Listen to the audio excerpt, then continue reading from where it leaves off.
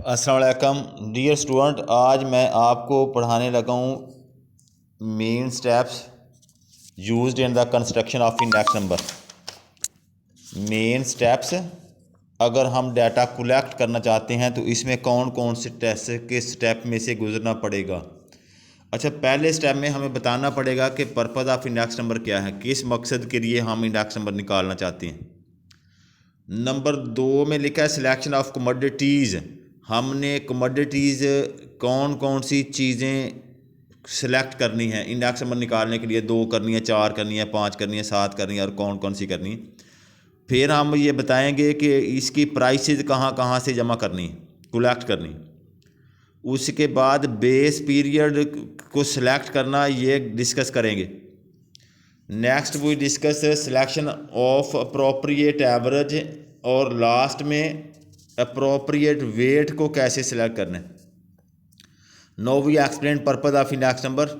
First step in the construction of index number is to decide the purpose of index number.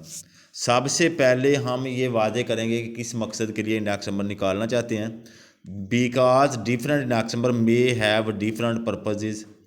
Price index number is use to compare the prices, while quantity index number, इसको volume index number भी कहते हैं, is use to compare the quantities, imports, exports, etc.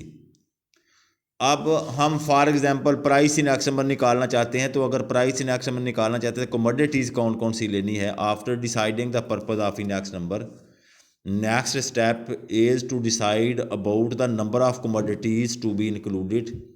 एक तो ये वादे करना है कि कमोडिटीज़ कितनी लेनी है। मार्केट में कमोडिटीज़ तो सैकड़ों हैं, लेकिन हम तो 2-4 कमोडिटीज़ लेंगे। There is no hard and fast rule for the selection of commodities to be included. कहता है कोई स्टैटिस्टिक्स में कोई रूल नहीं है कि इतनी कमोडिटी फिक्स कर दें कि इतनी कमोडिटी लेनी है। But according to statistical theory, larger the number of commodities greater would be. जितनी ज़्यादा कमोडिटीज़ लेंगे रिज़ल्ट उतने अच्छे आएंगे।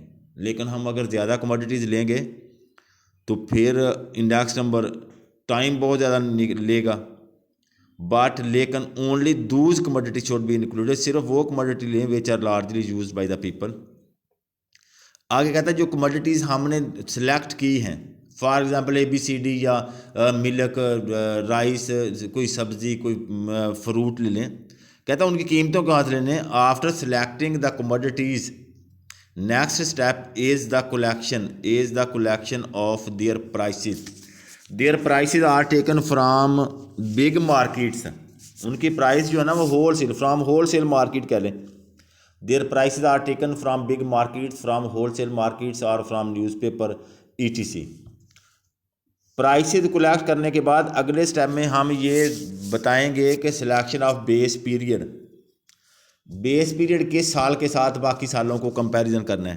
That period which is selected for the purpose of comparison is called base period.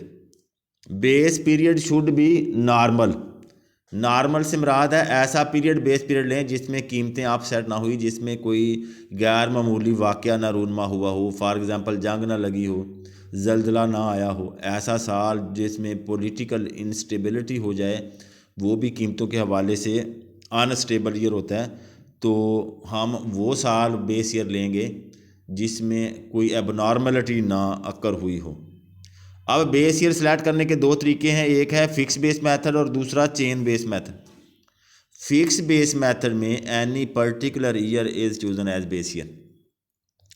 Fix base method में हम किसी भी साल को बेस ईयर सेलेक्ट कर लेते हैं, then it become fix, it does not change during the index number.